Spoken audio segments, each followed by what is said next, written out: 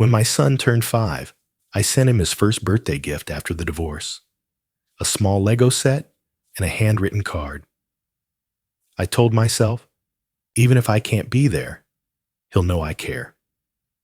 Year after year, I sent another gift, a baseball glove, a book he once mentioned, a leather jacket when he turned 18, a watch for his 21st, 17 birthdays, 17 carefully chosen packages, and 17 years of silence. Last week, I finally got the chance to see him. Ethan had moved just 30 minutes away. I drove to his apartment, nervous but hopeful. He wasn't home. A kind neighbor offered to slip my letter inside. That's when I saw it. A closet door left slightly open. Inside, 17 boxes, stacked neatly, every single one still sealed. 17 years of my love, untouched. In that moment, my chest tightened. It wasn't just the gifts he hadn't opened. It was the years he refused to let me in. But what I didn't know then was that behind those sealed boxes was a truth I had never imagined. And when I finally confronted him, his answer wasn't rejection. It was something much more complicated, something that would change everything I thought I knew about the past. Stay with me. Because what my son said next will take you from the deepest betrayal to a revelation I never saw coming. My name is Lucas Walker, and I am 55 years old. I've worked most of my life at the steel plant in Youngstown, Ohio. My hands are thick with calluses, my back isn't what it used to be, and my apartment smells faintly of coffee and machine oil. It's a modest place, 1 bedroom, a small kitchen, and a balcony that overlooks a parking lot. It's quiet here. Too quiet most days. I wasn't always alone. 17 years ago, I had a family. I had a wife, Claire, and a son, Ethan. We weren't perfect, but I thought we were solid. I worked long hours to keep food on the table and a roof over our heads. I thought that's what a good husband and father was supposed to do. But the long shifts at the plant took a toll. I missed dinners, missed bedtime stories. Claire said I was choosing work over her. I told her I was choosing stability for all of us, but it didn't matter. By the time I realized just how far apart we drifted, it was too late. The divorce was bitter. Claire got primary custody of Ethan. I was given visitation every other weekend, but even that felt fragile. Every time I picked him up, I worried it might be the last time. Claire never broke the rules, but she made it clear she didn't want me around more than the court ordered. Ethan was 5. He didn't understand why I wasn't home anymore. Back then, I still had those weekends.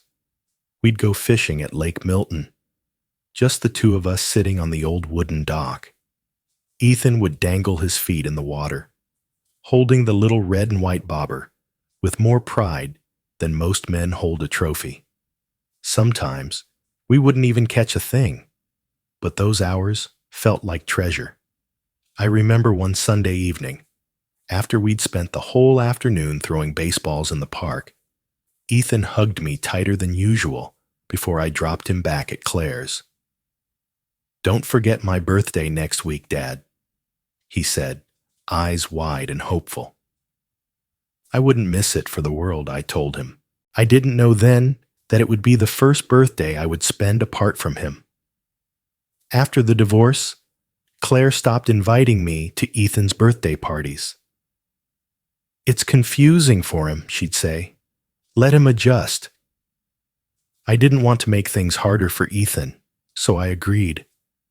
But I wasn't going to let my absence mean nothing. That was the year I started sending gifts. I moved into this small apartment soon after. The walls were bare at first, but I kept a shelf where I displayed photos of Ethan, pictures from when he was little, holding up a fish, wearing his first baseball uniform, a candid shot of him blowing out candles. I looked at those photos every morning before work. They were my reminder. No matter how far away I was still his father. People say distance dulls connections, but for me, it sharpened them. Every call I didn't get from Ethan, every letter I didn't receive back, it all made me want to try harder. I told myself that one day, when he was old enough to understand, he'd look back and see that I never stopped being there, even if it was from a distance. The truth is, living alone isn't hard because of the silence. It's hard because of what the silence reminds you of. Everything you've lost. Every sound in this apartment, from the hum of the fridge to the creak of the floorboards, reminds me of conversations I should have had, games I should have attended, bedtime stories I should have read. That's why I clung to every memory I had of Ethan. His laugh when he caught his first fish, his concentration when we built model airplanes together, the way he'd run toward me when I arrived for those weekend visits. Those moments were real, untouchable. 17 years later, those memories are still all I have. And maybe that's why I've never stopped trying. Every gift, every card, every quiet birthday from afar, it wasn't about the object inside the box. It was about keeping that invisible thread between us intact, hoping it wouldn't snap under the weight of time and distance. I told myself that no matter how far apart we were, I would keep holding my end of the thread. I only prayed Ethan was still holding his. The first birthday after the divorce came faster than I expected. Ethan was turning 6. I didn't know if I was supposed to call Claire to ask if I could come by, or if showing up would make things worse. In the end, I decided not to make a scene. I walked into a small toy shop in downtown Youngstown and spent an hour picking out a Lego set. It was the same one he'd pointed at in a catalog months earlier. I wrapped it in blue paper, tied it with a silver ribbon, and wrote a card in my neatest handwriting. Happy birthday, Ethan. I'm so proud of you. Build something amazing. Love, Dad. I dropped it at the post office the next morning, feeling strangely nervous for a man just mailing a package. A week passed, then another. No call, no letter, no thank you, Dad. But I told myself it didn't matter. What mattered was that he knew I remembered. Year 7 came. I sent a baseball glove and a ball, along with a note. Catch is more fun when I'm there, but I hope you'll practice until we can throw together again. No response. By year 8, I realized this might be my life now, sending gifts into the silence. That year, I mailed him a book about astronomy. Ethan used to love looking at the stars through the dusty old telescope I kept in the garage. I wrote, "When you look up at the sky, know that I'm looking too. Same stars, same sky. We're not that far apart." Years turned into a pattern. 9. A baseball cap with his favorite team's logo. 10. A set of art supplies after I heard from a mutual friend he'd started sketching. 11. A warm jacket for winter, black with a red lining because he once told me red was his favorite color. The gifts changed as he grew older. They got more practical, more personal. I paid attention to little details, anything I could get my hands on. A friend of Claire's posted a picture online once. Ethan at a school recital, wearing a simple white shirt. He looked taller, older, but still had that serious look when concentrating. I studied that photo like it was a map to a place I couldn't reach. On his 15th birthday, I sent him a leather-bound journal. My note said, "Write down the things you can't say out loud. Someday, maybe you'll share them with me." Still nothing. But then came the smallest twist of hope. It was a Tuesday in late autumn when I was walking home from the plant. I passed by the local grocery store, and there, by pure chance, I saw him. Ethan was taller now, his shoulders broader, his hair a little longer. He wasn't a boy anymore. He was across the street, laughing with a group of friends, wearing a black jacket with a red lining. My jacket. The one I'd sent for his 11th birthday. He didn't see me. I didn't call out to him. I stood there for a moment, my breath catching in my throat. That jacket could have been buried in the back of a closet, sold, or thrown away. But he was wearing it. It was a small thing, but to me, it meant everything. That night, I sat at my kitchen table, staring at the next package I'd prepared, a set of sketching pencils for his 16th birthday. For the first time in years, the silence didn't feel so heavy. Maybe he wasn't ready to talk, but maybe he wasn't shutting me out completely either. The years kept moving. 17. A simple leather wallet. 18. A gift card to a music store because someone had mentioned he'd started playing guitar. On his 21st birthday, I sent something different. A watch. Not expensive, but solid. It was the kind of gift a father gives his son to mark adulthood. Inside the box, I placed a folded letter, sealed in its own envelope. This isn't just a watch. It's time. Time I wish I could give back to you. Time we lost, but maybe can still rebuild. If you ever want to talk, I'm here. Always. Love. Dad. I didn't know if he would ever open it, but I sent it anyway. 17 birthdays, 17 boxes, 17 letters. Each one a small bridge I built across the silence, hoping one day he'd step onto it. By the time Ethan turned 22, the act of sending a birthday gift had become a ritual. Almost mechanical, yet never without thought. Every January, as his birthday approached, I would set aside time to choose something that felt just right. Sometimes I relied on old memories, like the year I sent a signed baseball from a player he admired when he was a kid. Other times, I depended on small whispers from people who still knew him. An old classmate, a mutual acquaintance who saw him at the grocery store, a passing comment from a friend of Claire's on social media. Each gift was a shot in the dark. I never knew if he liked it, hated it, or even opened it. There were no thank you notes, no phone calls, no quick messages saying, "Got it, Dad." Just silence. Still, I kept going. There was the year I sent him a set of hardcover novels because I heard he'd started reading crime thrillers.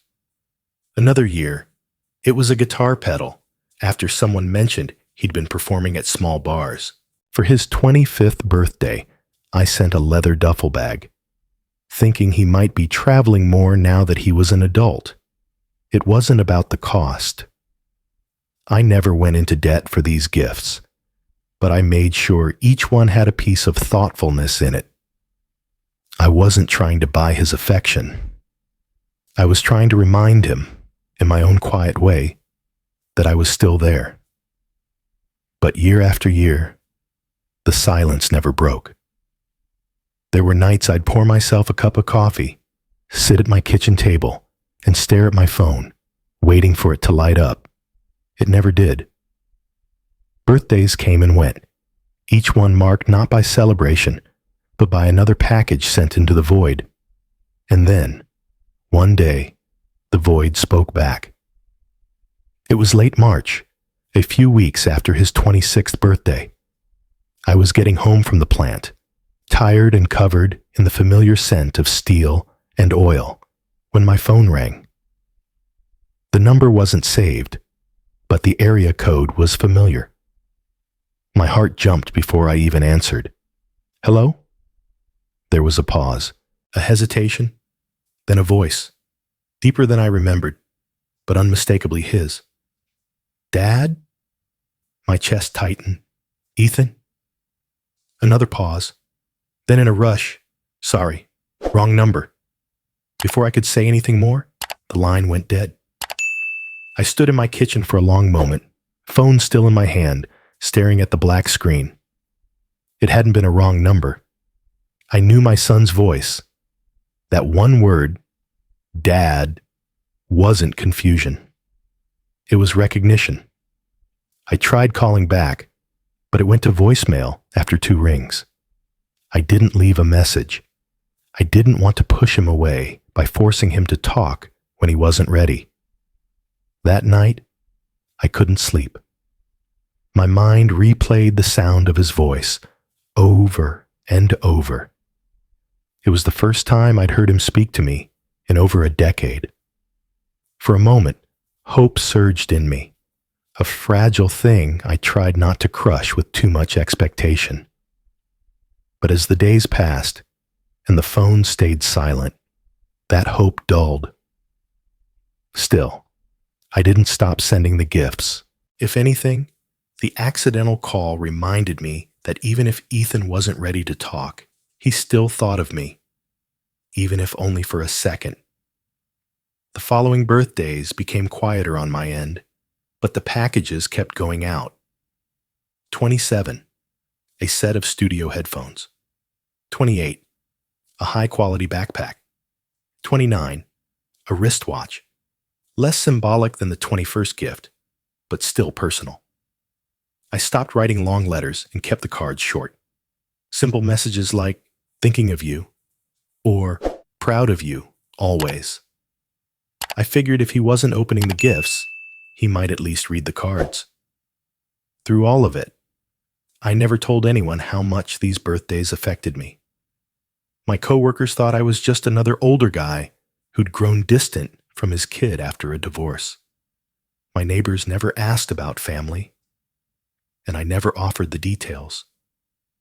But inside, every January was a quiet storm. One evening, when he turned 30, I sat down with a glass of whiskey, the package already mailed days earlier.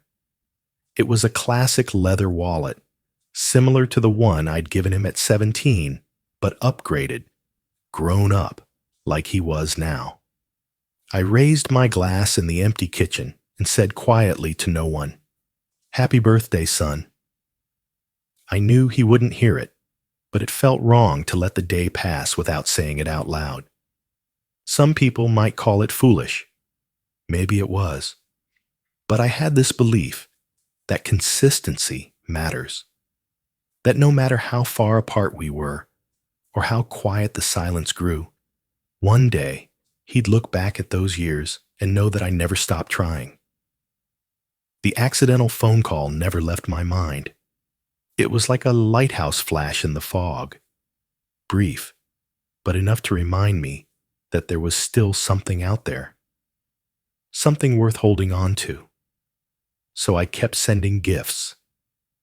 Even if they were stacked unopened in a closet somewhere, they were still a piece of me, still a signal sent into the dark. It was a Tuesday evening in late spring, a few months after Ethan's 30th birthday, when I ran into an old friend from high school, Mark Jensen.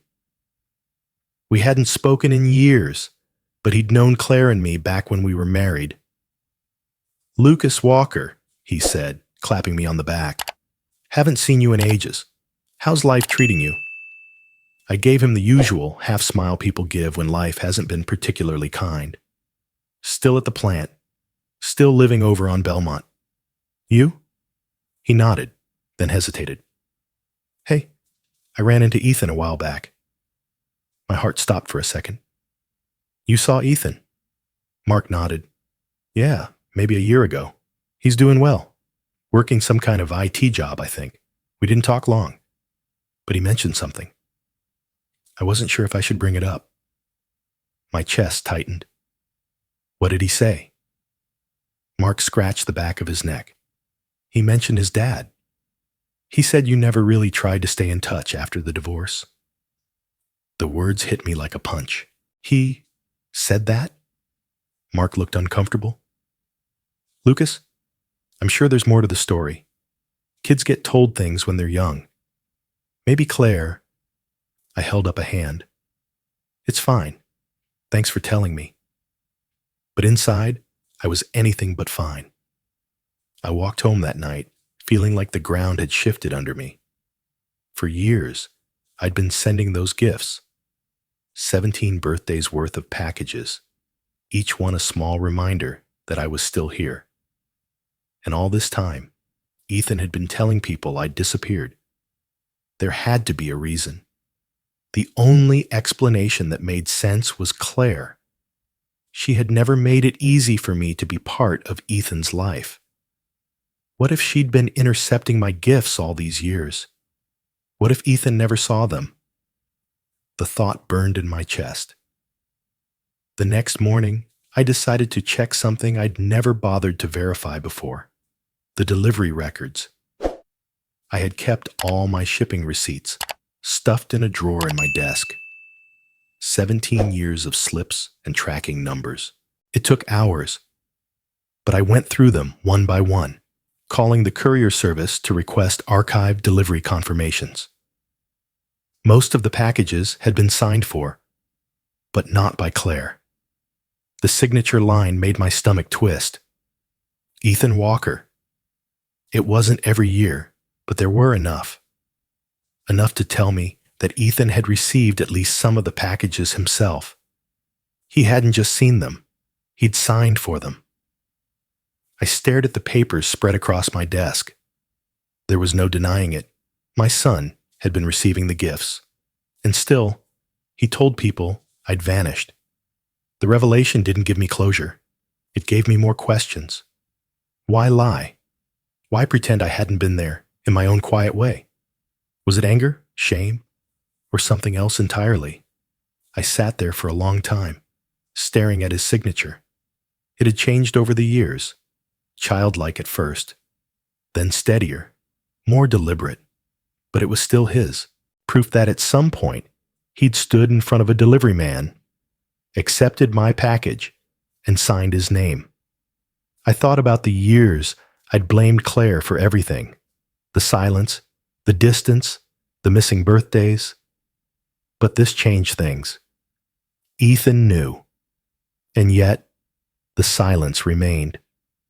That night, I poured myself a drink and sat on the balcony of my apartment. The warm air thick around me. Below, cars passed on the street, headlights streaking through the dark. I couldn't shake the image of Ethan taking a package, carrying it inside, and what? Leaving it unopened, tossing it in a corner?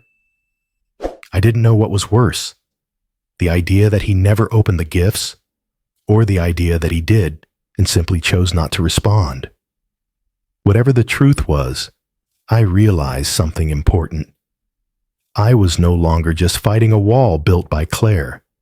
I was facing something inside Ethan himself, and that was a battle I didn't know how to win. It was a Friday afternoon when I overheard a conversation that made my pulse quicken.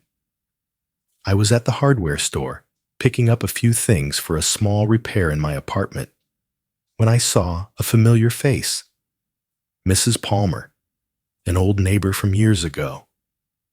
She was talking to the cashier about her daughter's new job downtown. I wasn't paying much attention until I heard a name I hadn't heard spoken out loud in months. Ethan Walker. He just moved into a condo on the east side, closer to his work, I think. I froze. My son. My first thought wasn't anger. It wasn't even joy. It was possibility.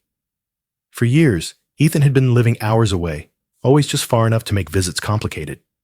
Now, he was here, in the same city. That night, I didn't sleep. My mind kept replaying the news.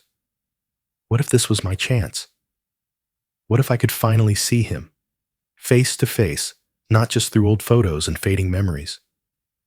By Saturday morning, I had made my decision. I wasn't going to call ahead. I wasn't going to give him the chance to say no. I told myself it wasn't about ambushing him. It was about not letting fear dictate this moment. I drove across town with a letter in my pocket. It wasn't long, just a few words I'd written the night before. Ethan, I'm sorry for every year we've lost. I'd like to talk, if you'll let me. Love, Dad. When I pulled into the parking lot of his building, my hands were shaking on the steering wheel. I sat there for a minute, staring at the glass entrance doors, gathering the courage I'd been building for 17 years. I found his unit number on the directory, took the elevator up, and stood in front of his door. My heart was pounding so loud, I was sure someone in the hallway could hear it. I knocked. No answer. I knocked again, softer this time. Still nothing. A door to my left opened, and a woman stepped out. She was in her 60s, with kind eyes and a laundry basket balanced on her hip. You looking for Ethan? She asked. Yes, I said, trying to keep my voice steady. I'm his father. Her eyebrows lifted slightly, but she didn't look surprised, just thoughtful. He's not home right now. Works odd hours, I think. But if you want, I can slip a note under his door for you. I hesitated, then handed her the letter. Thank you. I'd appreciate that. She smiled gently. He seems like a good man. Keeps to himself, though. Quiet. I nodded, not trusting myself to speak. As she turned to go back to her apartment, I glanced back at Ethan's door. Something about standing there felt both too close and still impossibly far away. And then I noticed the door was open, just a crack. It wasn't enough to see inside, but just enough that I could catch a glimpse of the wall opposite the entrance. There were framed photographs, dozens of them. I don't know what I expected. Maybe pictures of vacations, friends, milestones. And there were all of those things. I saw Ethan smiling with people I didn't recognize. A group shot of coworkers, a beach scene, a holiday dinner. But in all those photographs, I didn't see myself. Not in a single one. It shouldn't have surprised me. After all these years, I wasn't part of his story anymore. But standing there, looking at the life he'd built without me, the absence felt sharper than I was prepared for. I took a step back, suddenly feeling like I was trespassing in a life that no longer had space for me. I left quietly, the sound of my own footsteps in the hallway the only proof I'd been there at all. As I walked back to my car, I couldn't shake the image of that wall full of photographs, a life complete, with one deliberate omission. I was halfway down the hallway when I noticed something strange. Ethan's door was still slightly ajar. It wasn't much, just an inch, maybe less, but enough for a man who had driven across the city with 17 years of hope in his chest to hesitate. I stood there for a moment, frozen. I wasn't going to go in. I told myself that over and over. I was just going to slip the letter inside, nothing more. But when I stepped closer, my shoulder brushed the edge of the door, and it creaked open a fraction more. The apartment was quiet. Afternoon light spilled through half-closed blinds, painting the floor in soft lines of shadow. It smelled faintly of coffee and cedar. I glanced toward the entryway, still clutching my letter, and that's when I saw it. A narrow closet on the right, its door slightly open. Inside, stacked neatly on the floor, in shelves, were boxes. 17 of them. The sight hit me like a physical blow. I didn't need to check the return addresses. I didn't need to see the handwriting. I knew them instantly. They were my gifts. Every birthday, every package I'd wrapped and mailed over 17 years, all here, unopened, still sealed. I stepped closer, my hands trembling. The ribbons were still tied, the wrapping paper still intact on most of them. But as I reached for one box, I noticed something different. A few of the packages weren't perfectly square anymore. The paper was looser, like it had been opened and then carefully rewrapped. I pulled one of them down, my heart pounding. It was the black jacket with the red lining I'd sent for his 11th birthday. I remembered folding it, smoothing out the fabric, tucking the card in the pocket. I unwrapped it slowly. Inside, the jacket looked untouched, perfectly folded, tags still attached. It had never been worn. Another box, the leather wallet from his 17th birthday. Same thing. Opened, inspected, and then put back exactly the way it had come. I felt something inside me crack. For years, I told myself maybe he didn't know how to respond. Maybe he was too busy, too angry, too hurt. But this was deliberate.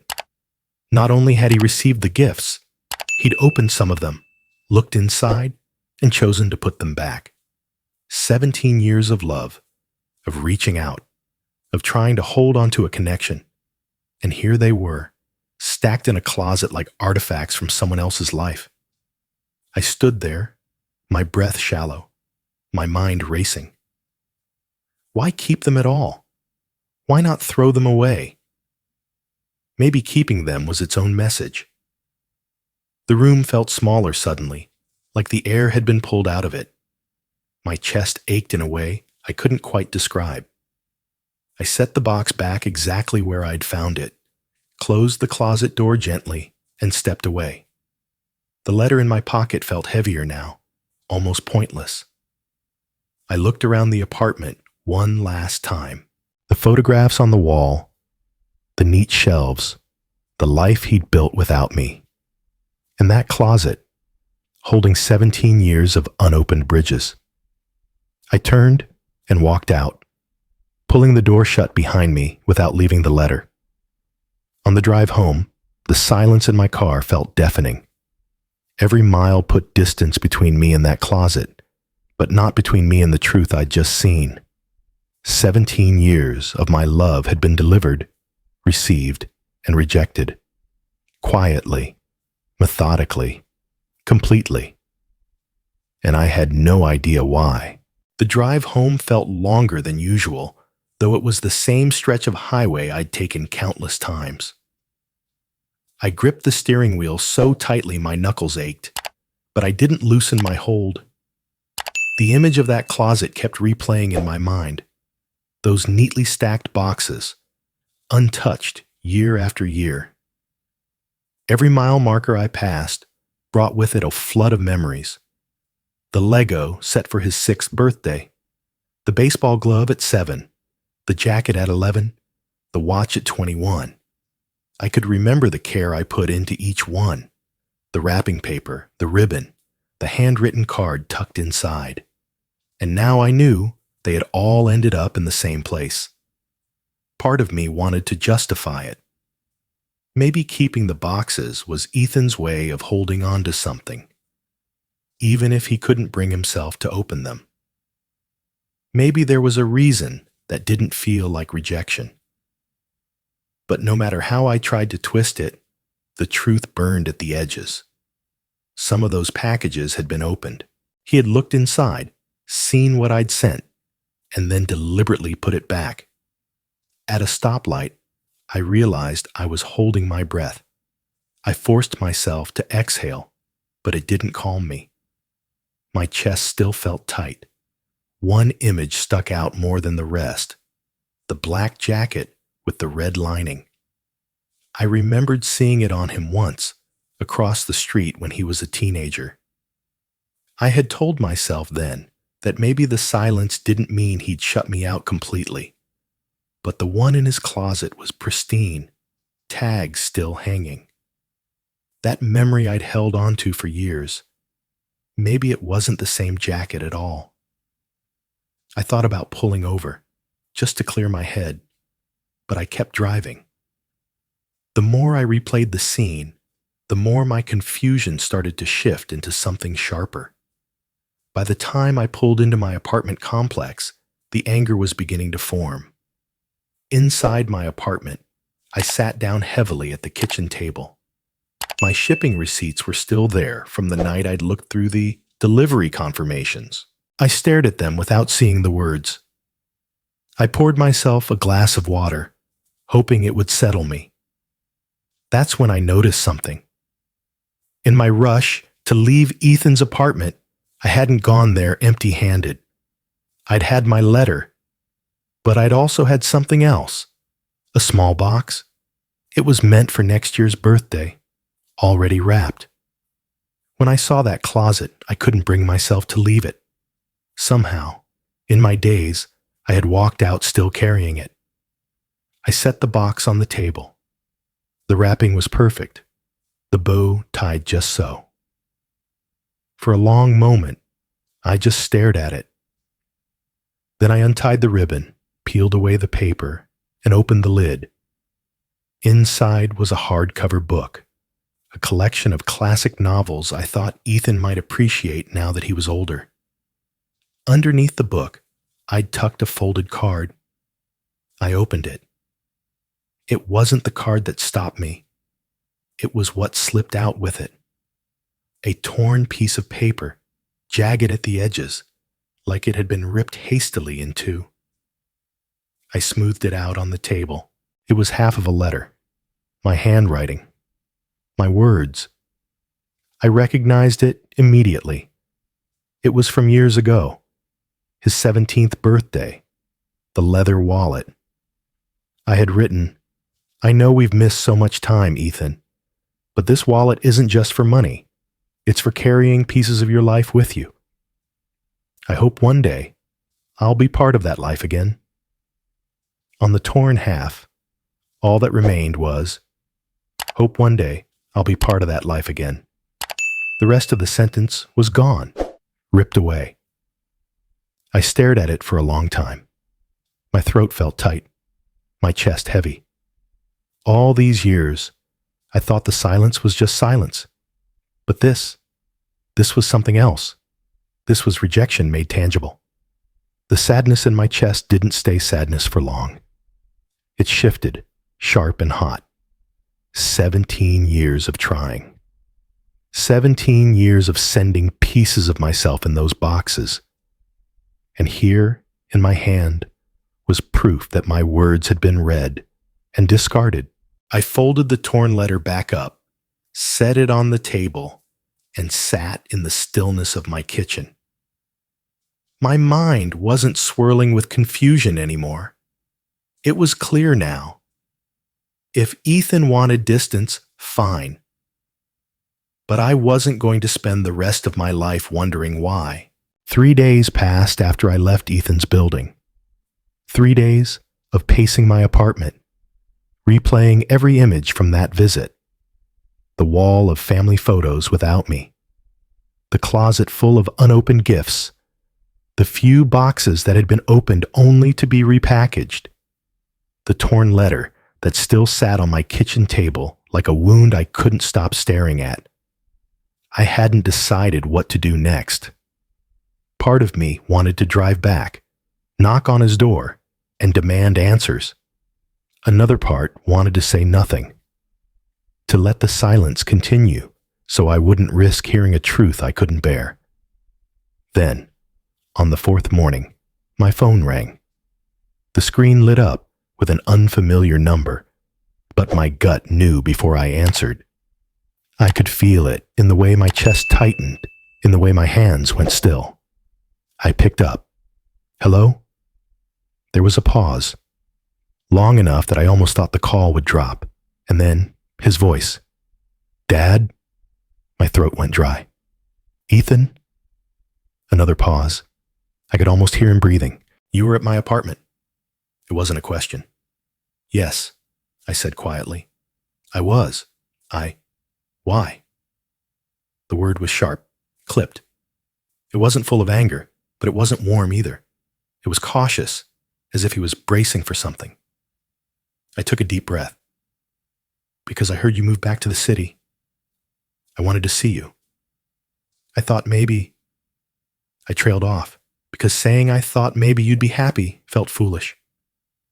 There was silence on the other end. I saw the letter, he said finally. My heart jumped. The one I gave the neighbor? Yes. You didn't leave it yourself? No, I admitted. I didn't think it was the right moment. He gave a short laugh, not mocking, but almost incredulous. The right moment? After 17 years? I swallowed. Ethan, I think we need to talk. Face to face. No more letters. No more guessing. Just you and me. Please. For a long time, I thought he might hang up. Then to my surprise, he said, all right. Relief and anxiety collided in my chest. All right? Yes, he repeated. Then there was a beat of silence before he added, but I should warn you, Dad. You're not going to like what you hear. The words landed heavy, like a stone in my gut. What do you mean? I asked, but there was no answer to that. I'll text you a place, he said, and then the line went dead. I sat there in my kitchen, phone still in my hand, replaying his warning. You're not going to like what you hear. That afternoon, his message came through. It was short, just a time and place. A quiet cafe on the east side of town, a place I'd never been. I spent the rest of the day restless, every thought looping back to what he might say. Was it anger? Resentment? Something Claire had told him? Or something worse? Something I'd never known? By the time I pulled up to the cafe, the sun was low in the sky, casting the building in warm light. My hands were sweating against the steering wheel. I'd faced foremen at the plant, screaming about deadlines, lawyers during the divorce, even a courtroom where I fought for custody. But nothing had made me as nervous as the thought of walking through that door. Inside, the cafe was small, with soft music playing and the smell of coffee and cinnamon in the air. I scanned the tables, my eyes catching on a figure in the back corner. Ethan. He looked older than the last time I'd seen him across the street years ago. His hair was a little shorter, his jaw sharper. He wore a dark button-down shirt, sleeves rolled neatly at the forearms. He was sitting with his hands around a coffee mug, staring out the window as if he wasn't sure he wanted to be there. I walked over, each step heavier than the last. Ethan, I said quietly. He turned, his expression unreadable. Dad. I sat down across from him, unsure if I should smile or keep my face neutral. He didn't offer a handshake, and I didn't push it. For a moment, neither of us spoke. The weight of everything between us filled the space more than any words could. Finally, he said, You came to my apartment without telling me. Yes, I said, and I shouldn't have. But I wanted to see you. I stopped myself before I said to understand. He studied me for a moment. You saw the closet. It wasn't a question. Yes, I said, my voice lower now. He looked down at his coffee. Then you already know most of what there is to say. I don't, I said firmly. I know what I saw. I don't know why. That's what I need to hear from you. He was quiet for a long time, then gave a small nod. All right. But like I said on the phone, you're not going to like it. Something in his tone told me he wasn't warning me out of cruelty. It was more like he was bracing me for something that would hurt both of us. I nodded. I'd rather hear the truth than keep living with guesses. He leaned back in his chair, looking at me in a way that felt like he was trying to decide where to begin. And in that moment, I felt it. The quiet just before a storm. Whatever came next wasn't going to be simple. It wasn't going to be neat. But it was going to be the truth. Ethan took a long sip of coffee before setting the cup down with deliberate care. His eyes stayed fixed on the dark liquid for a moment, as though the words he was about to say were waiting at the bottom. "You want to know why the gifts are still there?" he said finally. "Yes," I said quietly.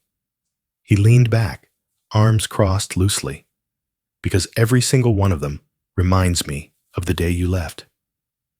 I felt my chest tighten. He didn't raise his voice. There was no anger in his tone, just a steady, measured kind of hurt. "You'd send a package, and it wasn't just a gift. It was a reminder that I was blowing out candles without you there. A reminder that every year you weren't at the table. It was like getting a postcard from someone who'd chosen not to come home." "I didn't choose not to come home," I said quickly. Ethan's jaw tightened. "That's not what I was told." A cold ripple passed through me. "What you were told?"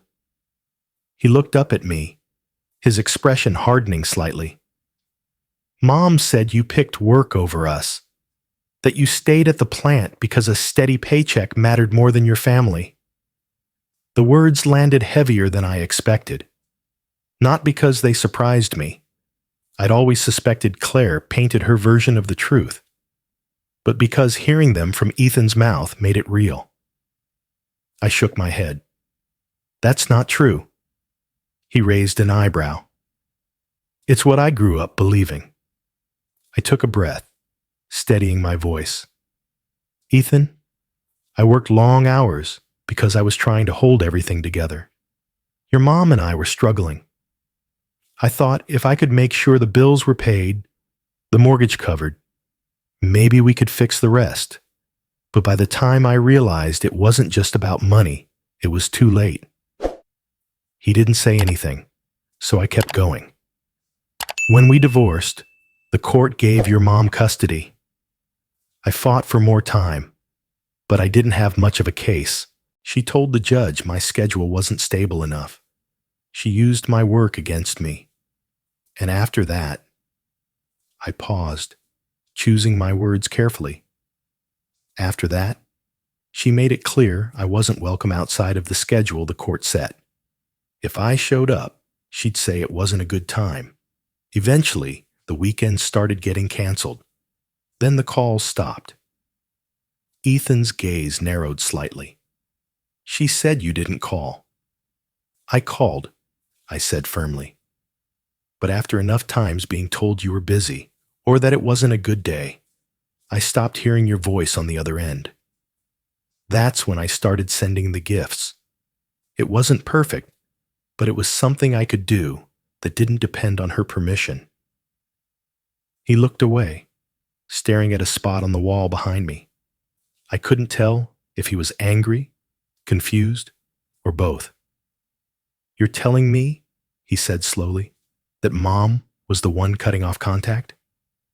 I nodded. "I can't say what she told you, but I know what I tried to do. I know I never stopped trying to reach you, even if it was just one box, once a year. That was me saying, I'm still here, even if I can't be there in person." Ethan sat back in his chair, his expression unreadable. "She never said it like that. She made it sound like you didn't care, like you were relieved to have an excuse to work longer hours." "That was never the truth," I said. My voice cracked slightly, but I didn't try to hide it. He stared at the table for a long moment, silent.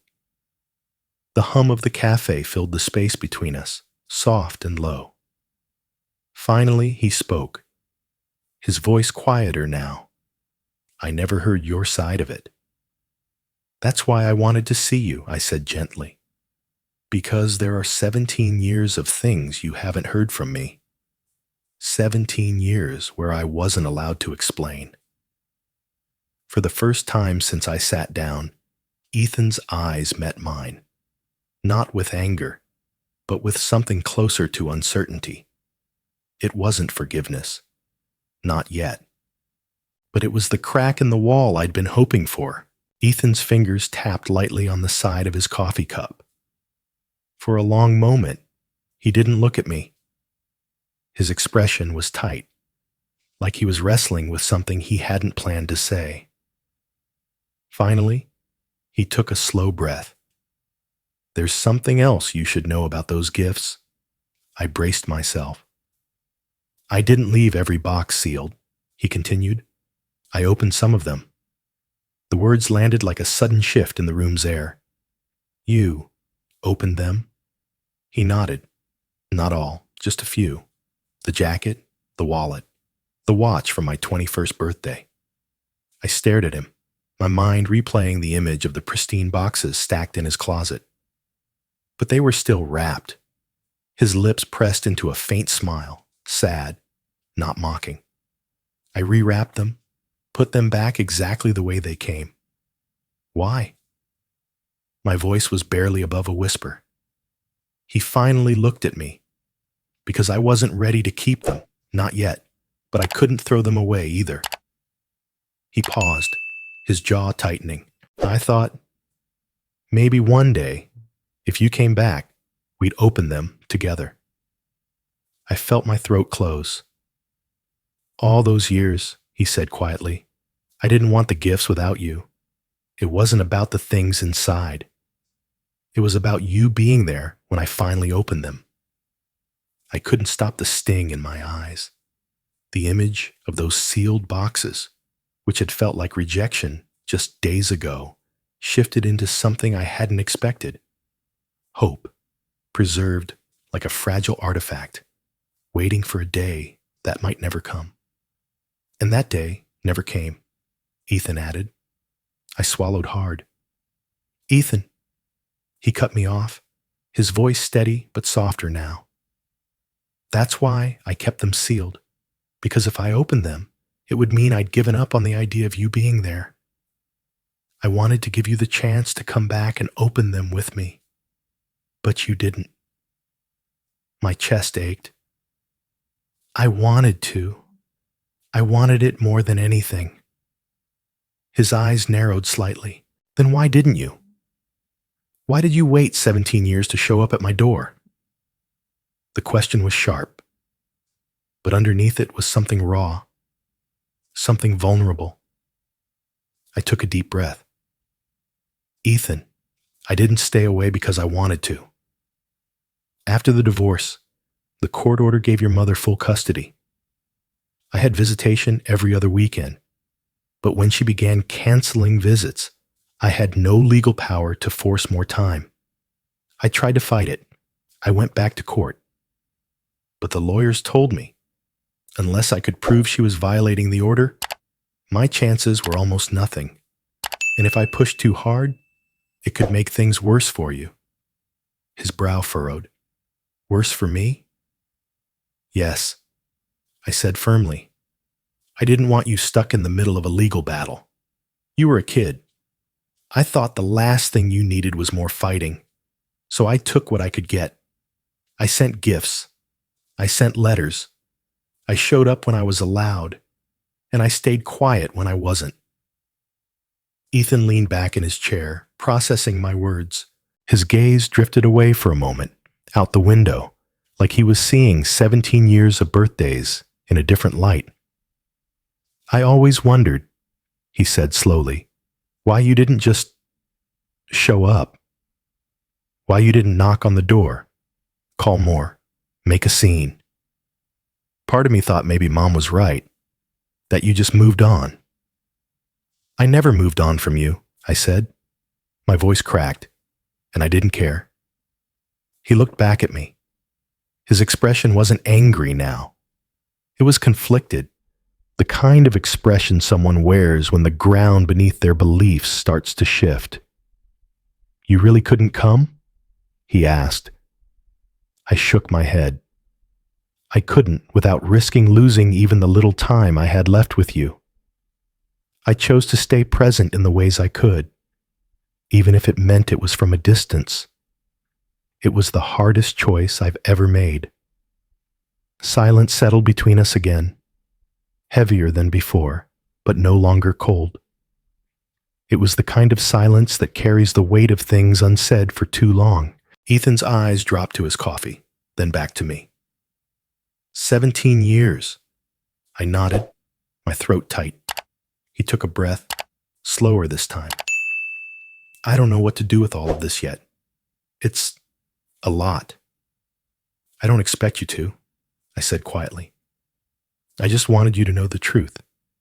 Everything else, we can figure out if you want to. For the first time, Ethan didn't look away. His eyes stayed on mine, and I could see the wall between us starting to crack. Even if it hadn't fallen yet, the silence between us was no longer tense. It was thick with something else. Uncertainty, yes, but also possibility.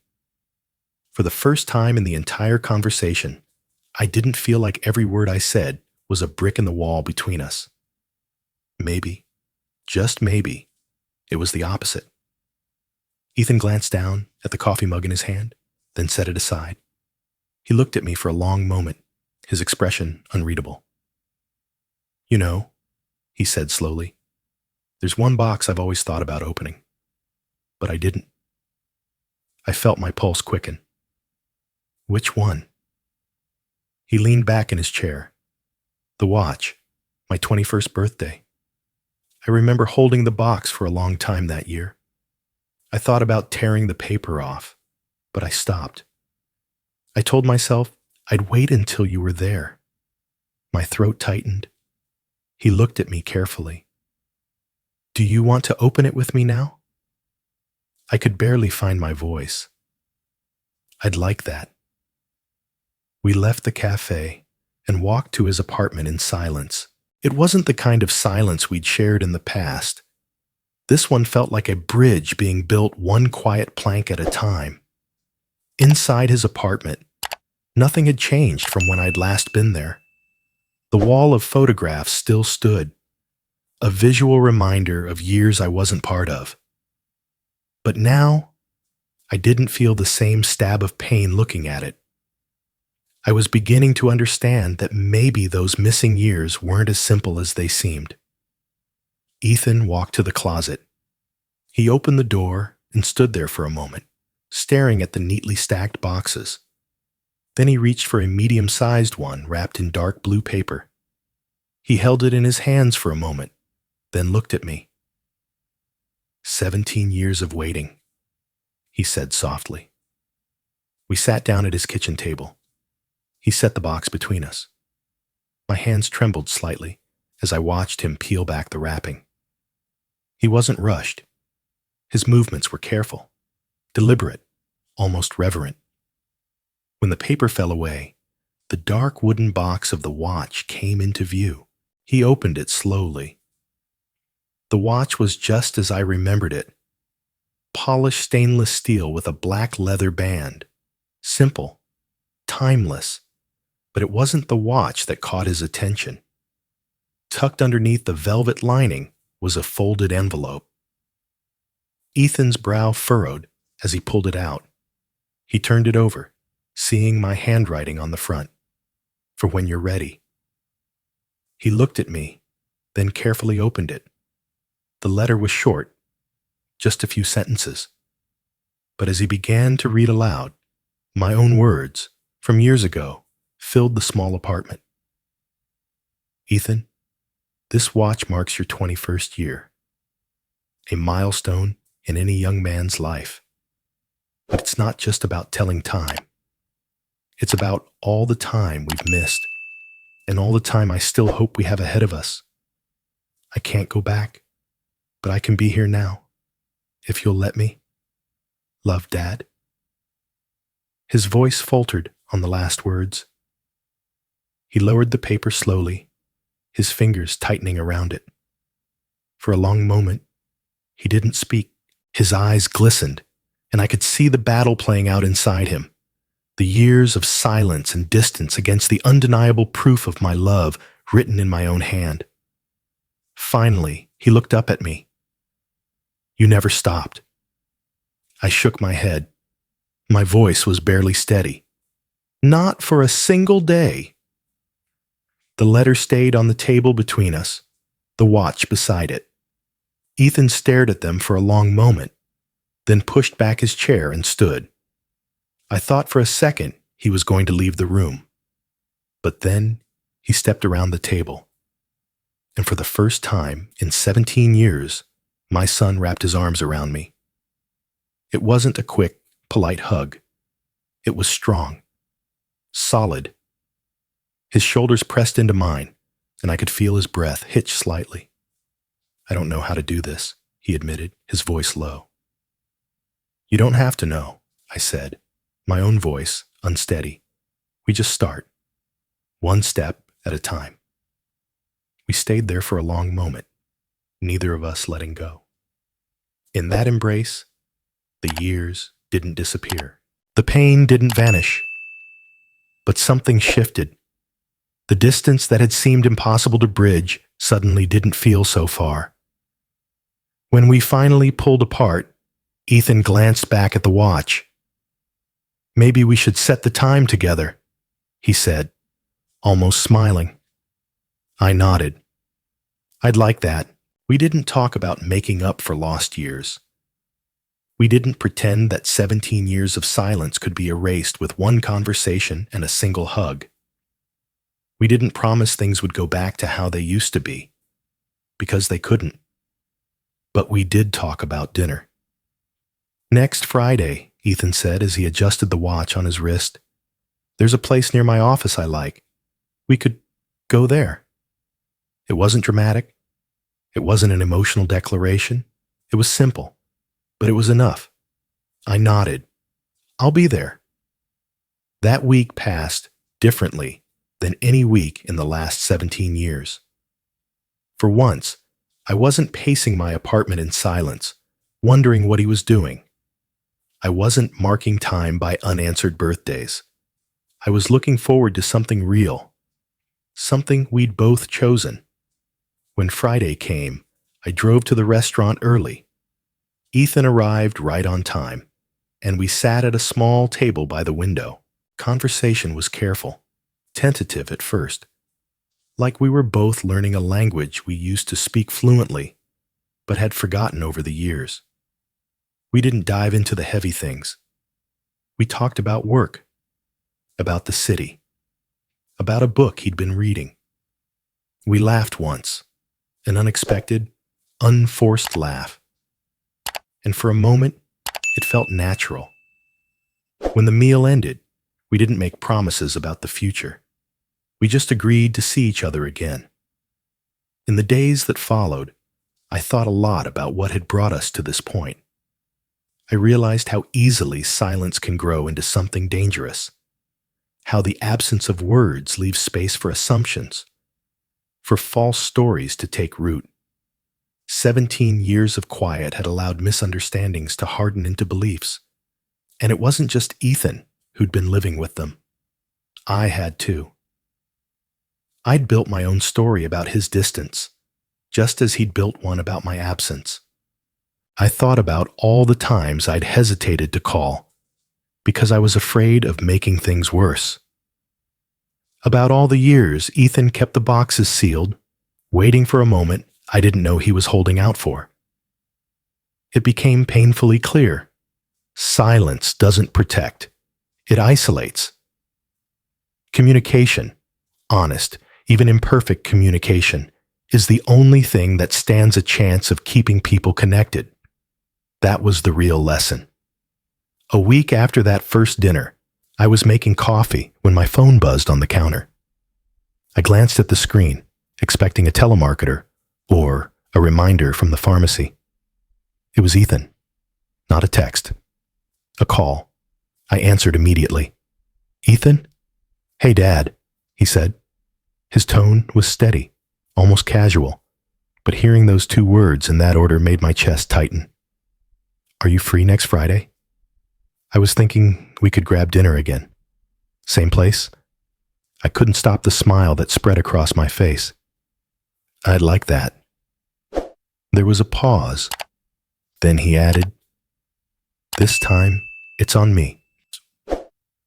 I laughed softly.